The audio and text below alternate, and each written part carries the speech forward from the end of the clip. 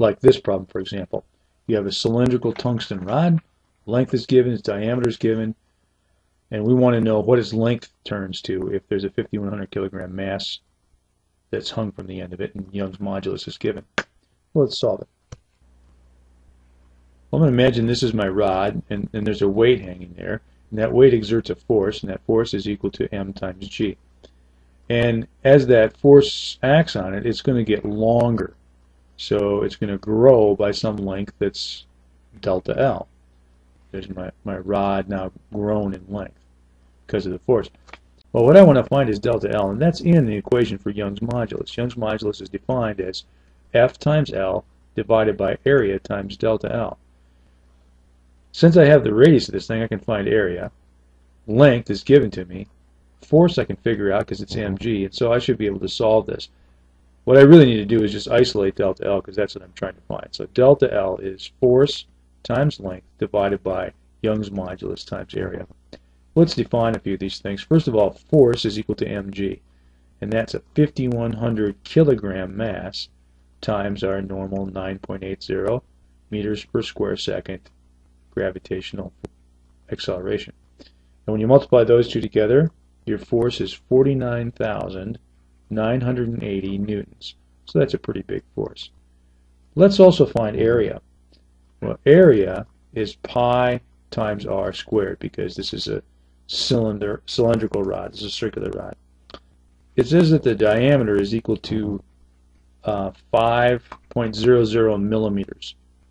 So that means the radius would be half of that, which would be 2.5 millimeters. And to keep our units all consistent, that would be 0.00250 meters. That's radius. So our area is pi times 0.00250 meters, and that quantity squared. The area turns out to be 1.96 times 10 to the negative fifth square meters. So now we have area, we have force. Young's modulus was given to us, and so was length. So now we can quantify what delta L is. Delta L is F times L divided by Young's modulus times area. So our force, well, that was 49,980 newtons. The length was 5.000 centimeters. Young's modulus was 3.55 times 10 to the 11th newtons per square meter, and the area we just calculated is 1.96 times 10 to the negative fifth square meters. So delta L, when we do all these calculations, it's going to have units of newtons drop out, square meters drop out. It's just going to be centimeters because that's what we have for our original unit of length. And the answer is 0.0359 centimeters. So the length, which is what we're supposed to find, would be the initial length, starting length, plus the change in length. So it'll just be our starting 5 centimeters plus our 0.0359 centimeters of delta L, and that comes out to 5.0359 centimeters. Here's another example. We have a square bar, and it doesn't tell us what the material is, but we do have the dimensions. The square bar is 1 centimeter on a side. It's 10 meters long, and we know that it becomes 0.0318 millimeters longer with a certain force on it. So that means we know delta L. And our job now is to find Young's modulus for the material. Well, let's solve it. Young's modulus, by definition, is F times L over A times delta L. So let's calculate A first of all. It's a rod. I mean, it's a square bar. So and it's 1 centimeter on a side. So it's 1 centimeter here, and it's also 1 centimeter here. And a centimeter is 0.01 meters. So the area is just going to be equal to 0.01 meters squared, which is 1 times 10 to the negative fourth square meters. So that's area. Young's modulus then is the force. Well, that was 50,000 newtons that was being applied. times the length, the original length was 10 meters, divided by area, which we just calculated to be 1 times 10 to the negative fourth square meters, times the change in length. Well, it told us that the change in length was 0.0318 millimeters, so that'd be 0.0000318 in meters, which we probably want to put in here so that our units work out right. And the meters are then going to cancel out, and we'll end up with Young's modulus units of newtons per square meter. The numerical answer here is 1.6 times 10 to the 14th newtons per square meter. Those big numbers are typical of Young's modulus numbers. Let's take Hooke's law and look at a special case. Let's imagine that you have a solid of length L, let's call it length L, and it has a cross-sectional area that we'll call A. Just working in symbols here. Some solid. Well, Hooke's law says that stress is equal to Young's modulus times strain. But stress is F over A, so that's equal to Y times strain, but strain is delta L over L. If we rearrange this a little bit and solve for force by multiplying both sides by A, here's what we find. Force is equal to Young's modulus times delta L over L times A. Now there are some things for this special case that are constant, like Young's modulus would have to be constant because it's a characteristic of the material. It says that the length, the relaxed length, the unstretched length, is L. That won't change. And it has constant cross-sectional area, so that's constant. So let's take all the things that are constant, we'll just lump them all together. So Y times A divided by L, the unstretched length, those are three things that are never going to change. And then we're multiplying by delta L. So this tells us that the force is equal to a constant number times the change in the length. Well, this equation looks really familiar, and in fact, it's the equation for force due to the spring.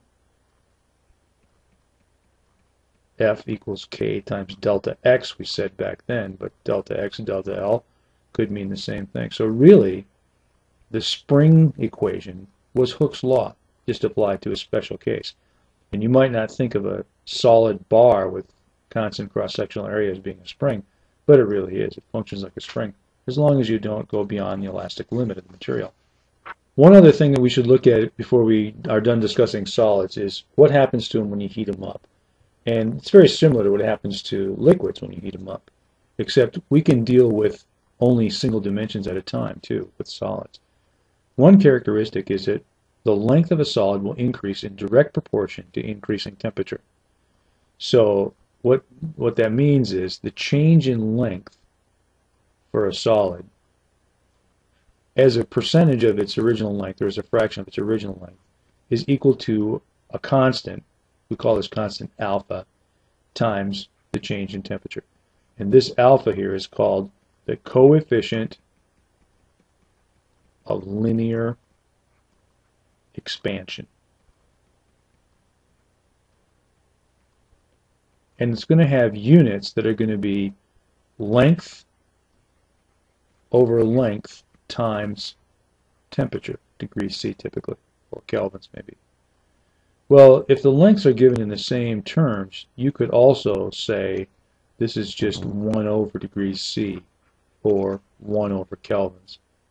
Another thing that we could say is that the area of a solid will increase in direct proportional to increasing temperature.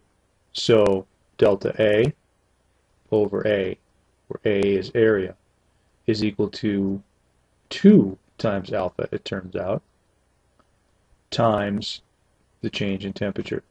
You've got an A this way and an A this way, so it's expanding in two different directions, and so you have to take into account for alpha twice. And if you do this for volume, a solid will expand in all three dimensions too, and you get an equation that you've seen before. Delta V over V is equal to beta times delta t. And beta is just 3 times the coefficient of linear expansion. We saw this for liquids. It's true for liquids, but it's also true for solids.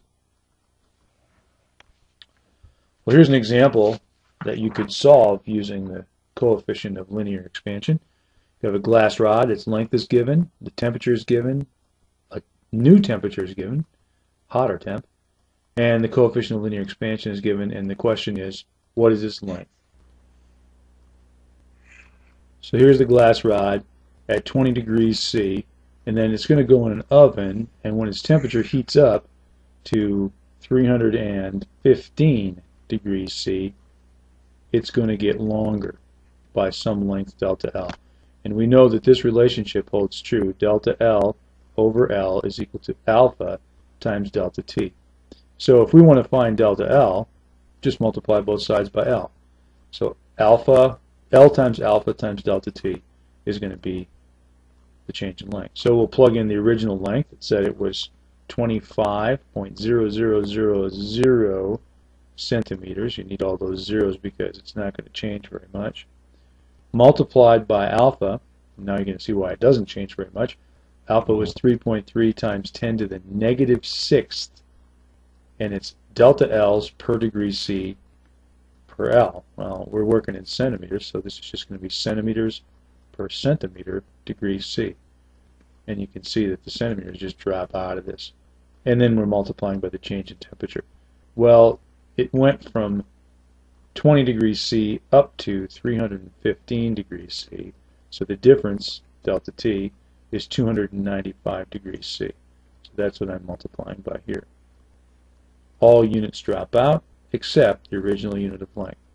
And when you calculate this out, you come up with 0.0243 centimeters. So the length, final length, was the initial length plus the change in length.